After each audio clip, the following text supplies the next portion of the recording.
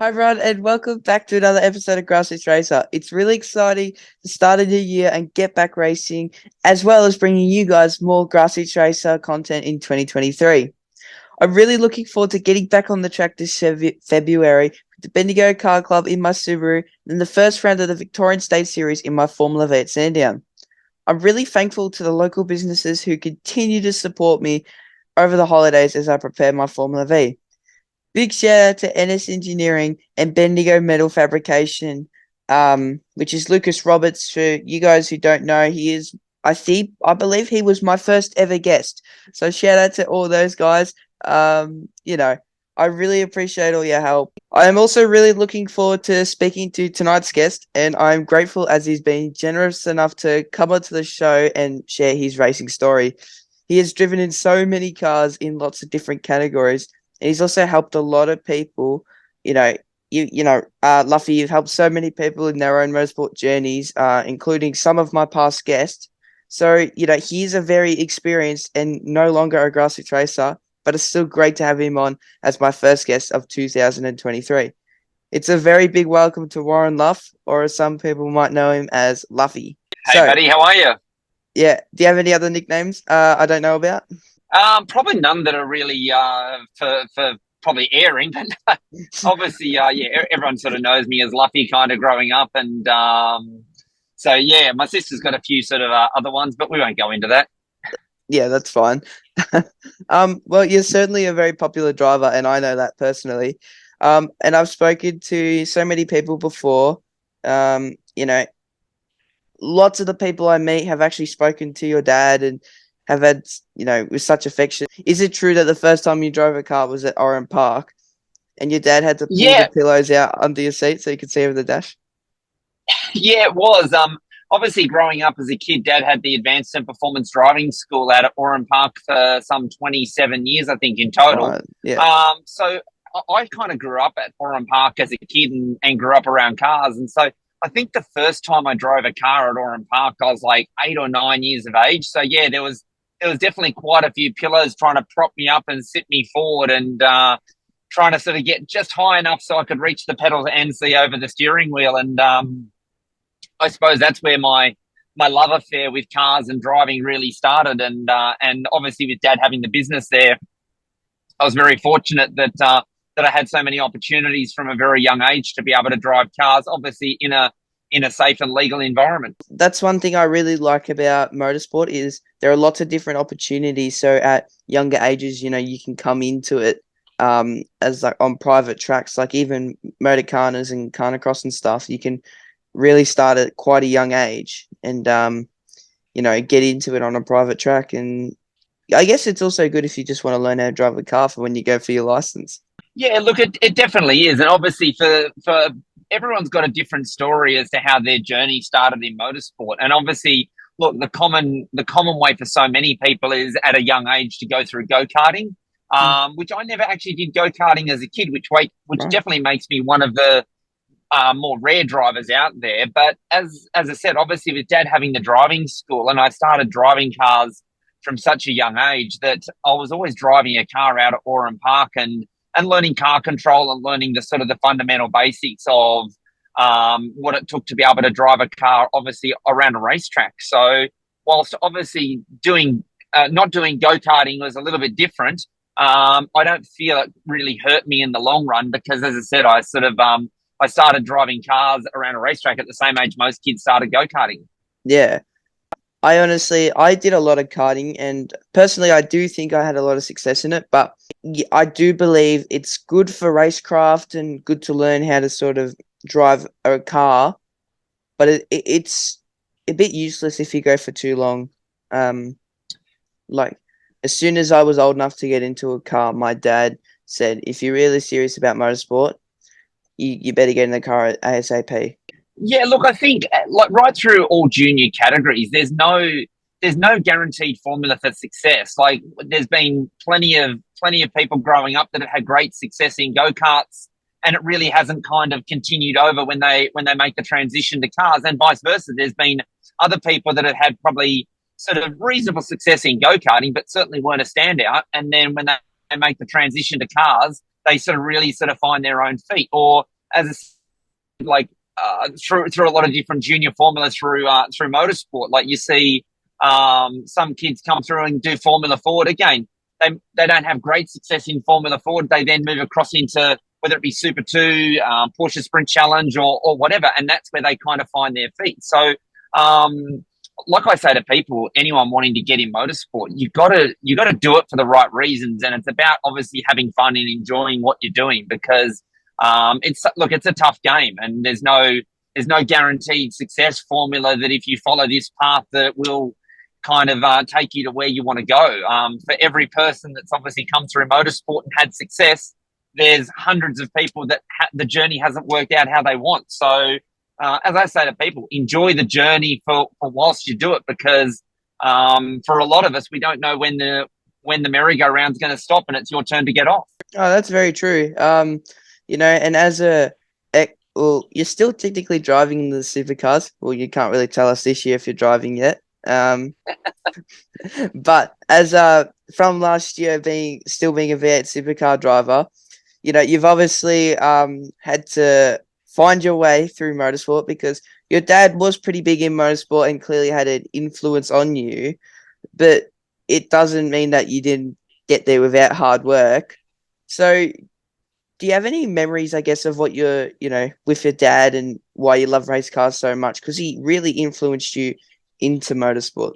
Yeah, look, definitely the influence was there, but it's one of those things you've got to want to do it for yourself. Like, just because of whatever you grow up with your parents or people that you're close to, whatever they're doing, sometimes their passion's not your passion. But obviously for me, my passion right from a young age was loved cars and driving. And like I remember still having great memories as a kid. Like the house where we lived was at the bottom of a really steep hill. So my mates and I always, like every Saturday and Sunday, would have billy cart races down the hill. And so for me, that sort of competitive streak and obviously things revolving around cars and mobility started from obviously a very young age. And look, the good thing with Dad, obviously he was a massive influence in my career and still obviously is.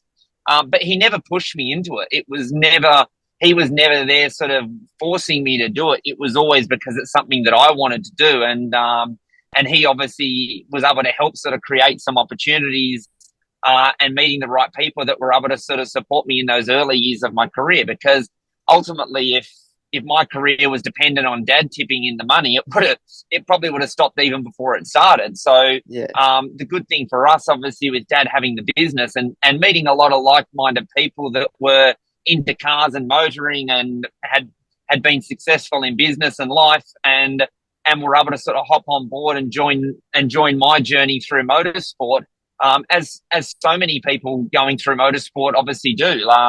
Obviously, one person I've worked with that's gone on to great success is Matt Campbell, and his story was a similar one, that he didn't come from a lot of money, but met some people that believed in him and got on board and supported him through his career to help him obviously get to where he is today. Ultimately, it came down to Matt having the ability and the drive and doing the job on track. But as we all know, motorsport is very expensive and it takes money, and especially in those junior years of your racing, to be able to sort of get noticed. So, and that's where obviously Dad having the business was very good to me, because I met a lot of people that were able to help support me in my career and ultimately get me to where I am today. Yeah, definitely. And I know what you're saying as well, because Matt Campbell, he's a very good racer. He's just recently sort of stepped up into supercars. And like even last year at Bathurst, we sort of saw what he could do. It was unlucky what happened to him in the race, though. Big impact, and it was unfortunate to put him out of the race. But, we've seen that he's really, like you said, when people step into different categories, some shine and some don't. And I think he's doing really well at the moment. I'm not sure. Is he with Grove this year? I'm not sure. Obviously, his commitments with Porsche this year have stepped up, in that he's obviously in the the LMDH, whatever they are. Like the Porsche have gone back into the top line of world sports car racing, and his first race is actually the Daytona 24 Hour, which is coming up this weekend. So He's obviously raced at Daytona Oh, before really? for Porsche. But yeah, obviously he's now in an outright car and will compete in the full IMSA championship over in the States as a full Porsche factory driver. And obviously he started on the Porsche pathway through Porsche Sprint Challenge, Carrera Cup here in Australia.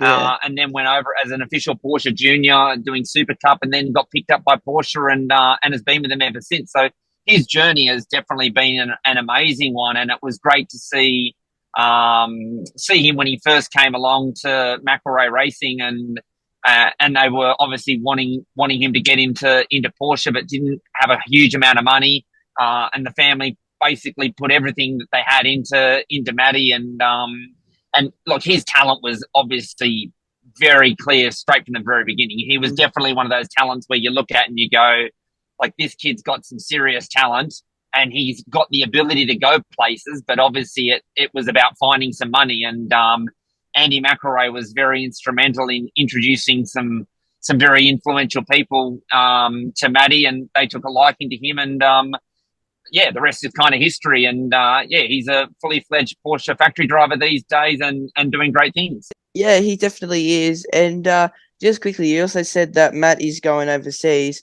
I also believe that you did some racing overseas. Where was that? Yeah, look, I've been very lucky. I've done a lot of racing overseas. Like I've done Nürburgring 24 hours, Spa 24 hour, raced in Macau, raced a fair bit up in Asia. Done the Sepang 12 hour quite a few times, raced up in GT Asia. In my early part of my career, did a fair bit of racing in New Zealand as well. So, again, like I sort of look back over my career and kind of pinch myself. And again, as I say to a lot of people, I still remember being that sort of 7 and 8 year old kid sitting on the lounge with dad and watching Bathurst and dreaming one day of racing at Bathurst and driving a race car and doing all that sort of stuff. And look, as a kid with a dream, you kind of don't really know what it takes to get there, or let alone whether you're going to have the ability to do it. So yeah, I still to this day look back and remember that 8 year old kid sitting on the lounge and just think how cool he would think it would be to have done what I've done, and obviously to have raced at Bathurst, because obviously in Australian motorsport, Bathurst is the pinnacle.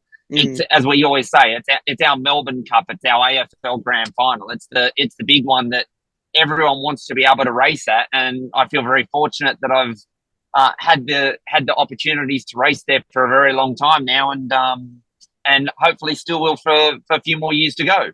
You know, you've done like a heap of racing all over. Like even Bathurst is it is an international track. You see a lot of people come up, and especially with the Bathurst 12 hour arriving very soon as well.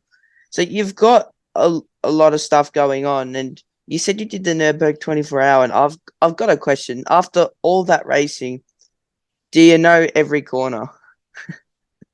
Like, yeah, I do now. Like it was interesting. Like the very first time I raced at Nürburgring was in 1996. So, look, these days, if you go to Nürburgring, there's 1,000,001 videos on YouTube. There's 1,001 different driving simulations that you can do and everything like that. But for me, the first time I went there in 1996, like there was basically I arrived there knowing that it was a really long lap and Nicky Lauda had a big crash there, and that was about it. Like there was I hadn't seen a video or anything like that, because you're talking, obviously this is pre-internet, pre-YouTube, and pre all that sort of stuff. So the knowledge that I had of what Nürburgring, obviously it was held in very high regard, but I basically arrived there, went straight from the airport to the track with the guy who I was racing for, and basically most of the year it's an open road where you can go to a toll booth and you pay your money and off you go for a lap as slow or as fast as you want. The only rules are cars and bikes have to be registered and motorcycle riders have to wear full leathers and a helmet. Otherwise, go and do a lap basically as fast or as slow as you want. And I remember at the end of doing the first lap, I was just like blown away with not only the layout of the circuit, but just how long it was. Like it was just unbelievable. And I think I spent nearly a week there just stayed at a motel down the road and went back to the track every day and kept paying my money and just kept driving around trying to learn it. And I set myself the goal of basically I imagine that, okay, well, Bathurst is 6 kilometers, a bit over 6 kilometers, and this is nearly 26 kilometers. So I thought, well, I'm just going to basically divide the track into quarters and try and learn the first kind of 25%. Then it was focus on the next 25, and then the third, and then the fourth, and then try and piece it all together. So, as I said, I was there for a week and got to a point where I felt comfortable. But then when you hop in the race car and then you're doing it at proper racing speeds, the learning all happens all over again. And as I said, I've been obviously lucky now. I've been there many a times. I've done like 5 24-hour races and a few shorter VLN races. I've raced there with Audi as part of their team. And so yeah, I've had some great fun there. Finished on the podium in my class the very first time I sort of went there. And I remember finishing second in class. I think we were like 14th outright or whatever out of like 180 starters. And I was like, oh, this 24-hour racing isn't too hard. Being able to finish on the podium first time out, and yeah, haven't been able to finish a 24-hour race there since. So it's a brutally tough event, because with the length of the lap, there's so many factors that come into play. Like when it starts to rain there, you can have rain on one part of the track and not for sort of the other part. So you've kind of got to pick your tire strategy. It's not like you can sort of go, oh, I've just got to get through just a little bit of the lap. Like if you miss the opportunity to pit and it's raining for most of the track, it's a pretty slow and painful lap to make your way back, because it's a very unforgiving and quite daunting circuit. So yeah, look, it's for me, racing at Nürburgring is definitely one of the highlights in my career. It's such a fun event, and like on race day, there you're talking like 250,000 odd spectators spread around the 26 kilometers of track. That's honestly really cool. But I also read that you met my hero and namesake, Ayrton Senna, at Adelaide Airport after his final win in Adelaide, which was the Adelaide Grand Prix, which would have been incredible for you. So how did that moment come about, and what was it like for you? Yeah, so I got to meet him at the airport at the end of the 93 season. As you said, he just won at Adelaide, and he was basically sitting there at the airport. I think he was going to Hamilton Island or somewhere for a bit of a holiday, and my dad went over and very politely asked, would it be possible to have a photo? And he was great. He was very accommodating. He was very nice. We only sort of spoke to him for maybe a minute, and we both got a photo. And but it was just, for me, it was a massive moment in my life and career to meet someone who I was such a big fan of, and he was really an idol to me. And but obviously the sad thing was that barely 6 months later, obviously, is when he lost his life in the tragic accident at Imola in '94. So yeah, great moment to meet him, but so sad that such a legend of our sport, and was a hero to so many, not only in motorsport but around the world, that was gone and cut down in the prime of his career. Yeah, it's a real shame that it happened, and there's obviously not too much you can do about it, but he lost his life, and so did Roland Ratzenberger that weekend. And honestly, Senna was all about safety, so they were able to bring in lots of rules and stuff to implement into the future. Like, now that we lost Jules Bianchi and Antoine Hubert afterwards as well in Formula One, but the safety has improved so much. It's just really incredible. Yeah, look, obviously it's a tragedy when obviously anyone loses their life in motorsport or sport, or just in life in general. And but like you said, obviously the lessons learnt from those tragedies have certainly will go on to save many lives in our sport. So yes, it was an incredibly tragic moment, but out of something so tragic came so many good initiatives. And obviously with the Jules Bianchi one and the halo that we see in the cars today, and then you look at obviously even since the halos come in, the amount of lives that it's even potentially saved since then. So yeah, look, safety in motorsport will always keep improving, and we learn lessons all the way along. And like even in V8 supercars, we see as we go forward into Gen 3, there's obviously a lot of safety that's been built into that car that's been learnt along the way. So yeah, look, uh, as long as the sport keeps getting safer, we're all going to benefit. Yeah, 100%. And sort of, on a different note, you are regarded as one of the most successful co-drivers in V8 supercars and have been on the podium at Bathurst like multiple times, but you haven't quite taken the win there, just like a man called Glenn Seaton. But are you determined to one day get that win, or are you happy with what you've already achieved? Oh, look, every year you go there, you always want to win. That's the motivation and that's the drive for everyone. But again, every year that you go back there, everyone's got the same motivation and same goal at the end of the weekend. Everyone wants to stand on position one come Sunday afternoon.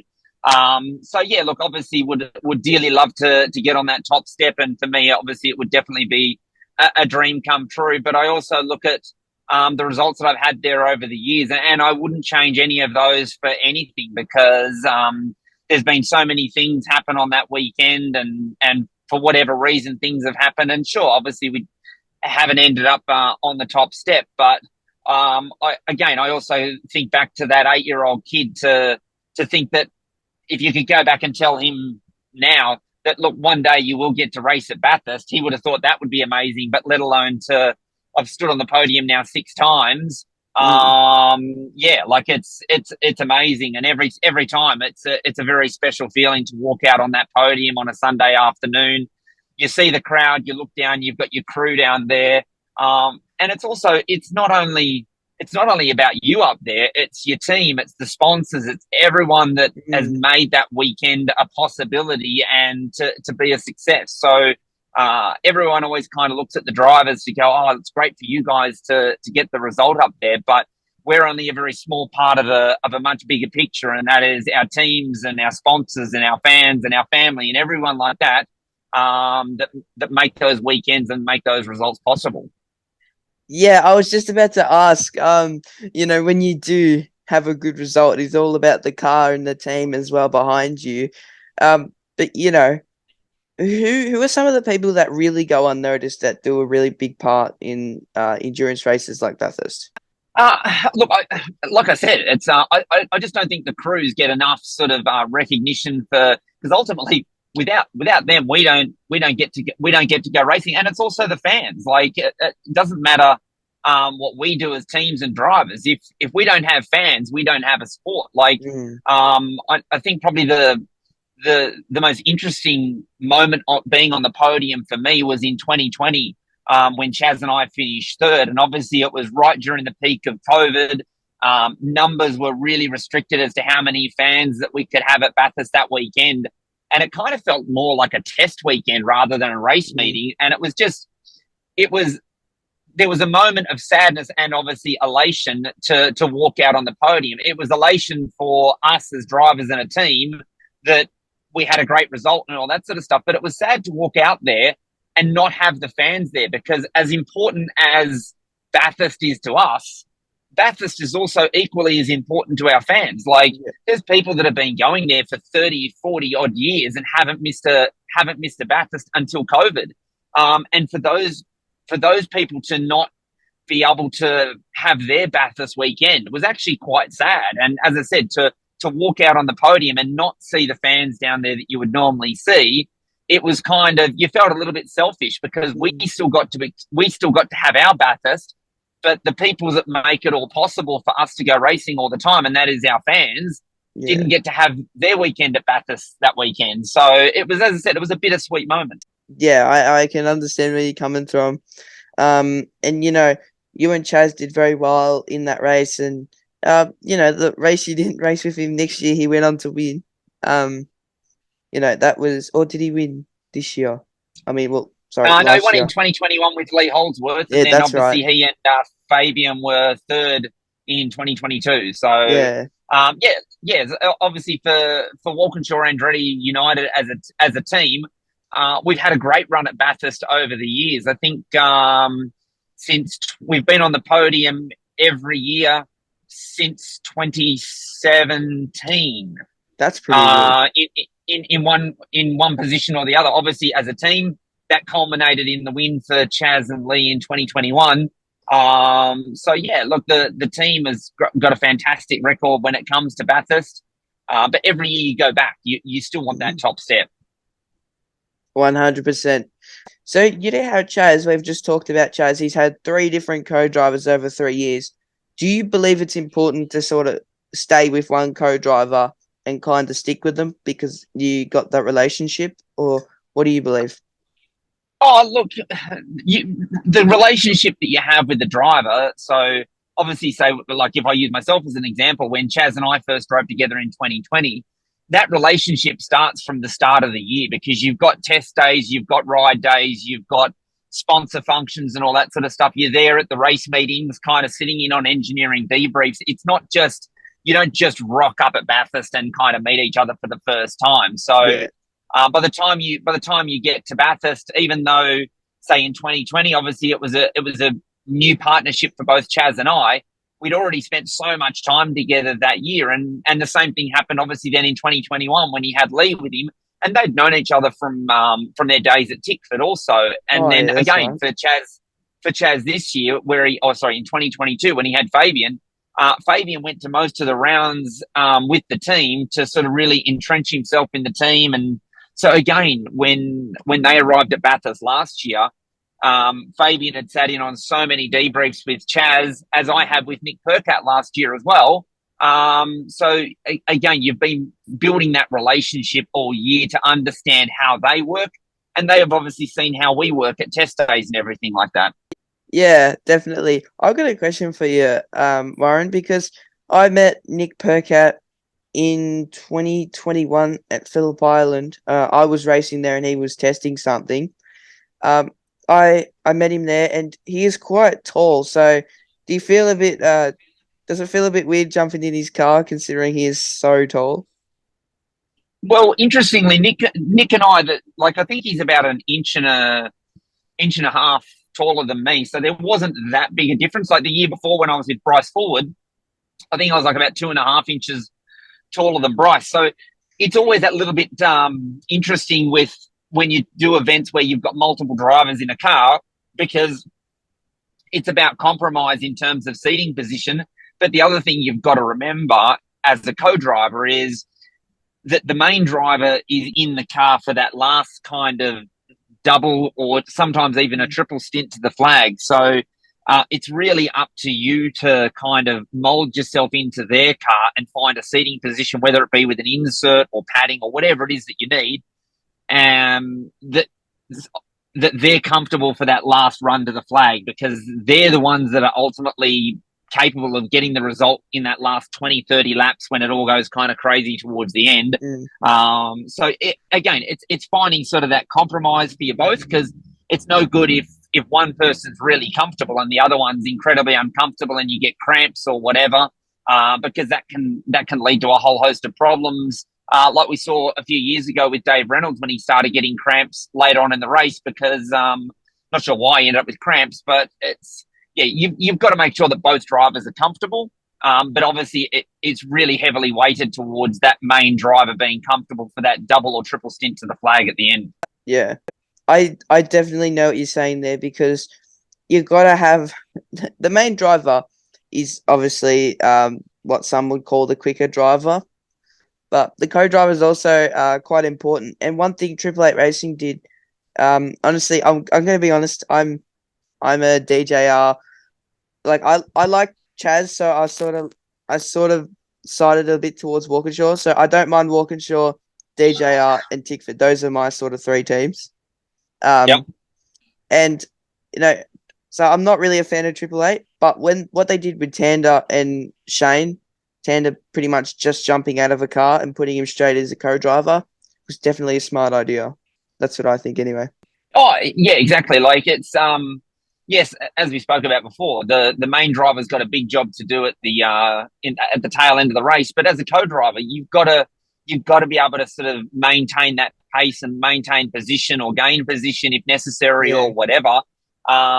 It's so critical to have a as close a balance as you can in terms of performance between main driver and co-driver. Mm. Um, So yeah, like obviously guys like Garth and all that sort of stuff that when Garth came out of obviously full time driving to go to Triple Eight like he did was a great sort of pickup from them, because Garth has definitely been renowned as one of the hardest racers in the category over the years, and obviously I partnered with him for a few years there at HRT, and obviously he and I shared the podium at Bathurst. We had a Sandown win together. We had a couple of Sandown podiums actually, and a Pertec Enduro Cup. So yeah, look, Garth's a great mate of mine, and someone that I rate incredibly highly, and also someone who I learnt a lot from in my time when I was co-driving with him at HRT. Yeah. Yeah, Garth Tander does seem like, a really good person. Like, I haven't met him, but I do believe it was smart, because he just come out of a drive, and to put him straight back in the car, as a co-driver to Shane Van Gisbergen, who I think when he first jumped in Shane wasn't quite winning, all the races that he has been winning yet. So, he was still rising a bit. So Garth probably could have given him some advice, and with that partnership, now I think it lasted about 3 or 2 years. So they've had Yeah, I that think that was partnership. three years all up. Yeah, and Yeah, they had great results together. definitely. But would you like the Sandown 500 back? Like, is that something you would like to race again? And especially with either Nick this year or someone else? Yeah, look, for me, again, I always look at it as a fan of the sport, because first Mm. and foremost, I'm a fan of motorsport, obviously a fan of V8 supercars, and prior to that, obviously the touring car championship. So, look, Sandown was always traditionally the lead up event to Bathurst. It's an event that I've had some great success at over the years. I've won it twice, been on the podium there like 5 times. So I enjoy it as a race. But I think it's important for the category that we have that traditional lead up race to Bathurst, because when teams have got, say, young guys that it's their first year of doing enduros, you need that sort of lead up event to give them the opportunity to learn, to see what it's like to race at that top level, even for guys or girls that have come out of Super 2. The step up to the main game in terms of the competitiveness, like when you come out of any category, it doesn't matter where you've come from, but when you're banging doors with the likes of Chaz, Nick Percat, Shane, Cam Waters, all those guys aren't going to give you an inch. Like, they are hard racers, and it's a bit of a shock when you first get out there with those guys. So look, I think in this year's championship, Sandown is back on this year, which I'm happy about. As I said, happy from a driver's perspective, but most importantly, as a fan, I'm happy to see it back, because for me, it's always been that traditional lead-up event to Bathurst, and it's kind of it's that one race that I really wanted to see back on the calendar. What's been your secret over the years to keep advancing your career? Look, I don't think there's really been any secret other than just kind of I've always been keen to jump in any car that I can when opportunities have presented themselves, and just, I suppose, my hunger and desire for what I do has never waned over the years. Like, I've been doing this for quite a while now, and every year I go back to Bathurst, I'm still as excited to go there, still as eager to get in the car for practice one, still get those kind of nerves and butterflies, and still just push myself to sort of do the best job ultimately that I can. So, yeah, I love what I do, and I still pinch myself that still to this day I get to drive race cars, I get to have fun with cars, and over the years I've raced all sorts of different things. It's probably easier to say what I haven't raced rather than what I have. And I enjoy the challenge of hopping in something different and being able to get the best out of the car and myself.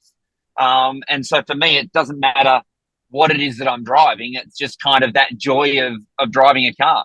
Yeah, I'm the same, man. If any opportunity came up, I would definitely take it in motorsport. But I've got a question. Have you ever driven a Formula V? I've never driven a Formula V. That's one that I haven't driven. I've driven Formula Fords on quite a few occasions. Again, like so many others, I didn't actually. Sorry, not like so many others. Again, probably a rarity for my generation of drivers is I never raced Formula Ford here in Australia. I've only ever done 2 Formula Ford races in my life, and both of them were were in New Zealand, and again had an absolute ball doing it. But and definitely when I was younger, desperately wanted to do Formula Ford here, but it just came down to money and opportunity, and there wasn't the money there at the time for us to be able to do it. So I just had to find a different pathway to move forward. Yeah, definitely. And as I mentioned earlier, you have helped a lot of drivers over the years. Are you still doing that now? And do you coach certain categories or ages or just anything? Well, for the last kind of 10 years, primarily I've been involved with McElrea Racing as obviously for a few years there. I raced Carrera Cup for Andy there, but also been on board with the team for 10 years now as a driver coach and mentor to all their drivers in both the Sprint Challenge Series and then obviously the main Carrera Cup. So worked with all sorts of drivers over the years. We spoke about before, Matt Campbell, Jackson Evans, Harry Jones, who won the championship last year, is off to go race in Porsche Super Cup next year. And then we've got some of our elite drivers that I've coached over the years. So different drivers of different ability and all that sort of stuff. This year I'll be working sort of closely with the Ryan Wood and Zach Bates that are both doing Super 2 this year for Walkinshaw Andretti United. So trying to sort of work with those guys and help them on their journey with where they want to go in motorsport. And for both of them, it's a great opportunity to join the team and to be doing Super 2 this year. So really my job is about trying to sort of help them shortcut the learning curve and give them my experience and help them in whatever way I can. Yeah, definitely. And what's the best bit of advice you'd give to young drivers or new drivers starting out in motorsport who would like to compete in cars? Look, the biggest bit of advice that I give anyone is to enjoy the journey because you don't know when it's going to stop. There's been plenty of guys in our sport, both here and overseas, that have had amazing ability, but for one reason or another, the journey just hasn't sort of panned out the way that they would have ultimately liked them to. So, yes, you've got to set yourself goals and you've got to look to the future as to, okay, this is where I want to end up, but there's no guarantees. So my advice is enjoy the journey, enjoy it for what it is that you're doing right here and now, because it might not pan out ultimately how you want. I think some people sometimes can be maybe a little bit guilty of focusing on what they want to do next rather than focus on the category that they're doing now. You've got to do each step along the way. You can't sort of get lost focusing on what's going to happen next. Focus on the now, enjoy the now, because it's as I said, there's no guarantees. And is that the same advice you'd go back and give yourself when you were around 15 or 16 years old? Oh, absolutely. And look, I still look back over my career and some of the best memories that I've got that I look back at now. Like for me, still probably one of the highlight, and I was very fortunate to be able to do this, is that I was able to race with my dad a couple of times. We shared a car at the Bathurst 24-hour, and we did a couple of club races together. And so for me to have been able to share a car with my dad, the person who was so instrumental in my career, the person that sort of has been there for me all the way along, to be able to share a car with him, I rate up there as some of the greatest things I've done in my career. So there's been great memories along the way, and as I said, hopefully still many more to go. But yeah, I look back now and I definitely go back and tell myself when I was younger to definitely enjoy the journey. Yeah. Honestly, if I could go and race with my dad, I'd really appreciate that, because his condition's not very good, so I'll never be able to race with him in a car. But if I could have that opportunity, I think that would be awesome. Yeah, absolutely. As I said, it's definitely for myself. And you look at guys like Stephen Richards and Steve Johnson and some of those second or even third generation races that we're seeing come through now. To have that opportunity to race with their dads, for a lot of those guys as well, they definitely rated up there as some of their highlights. Well, Warren, what are your racing plans for this year that you can say on a public podcast?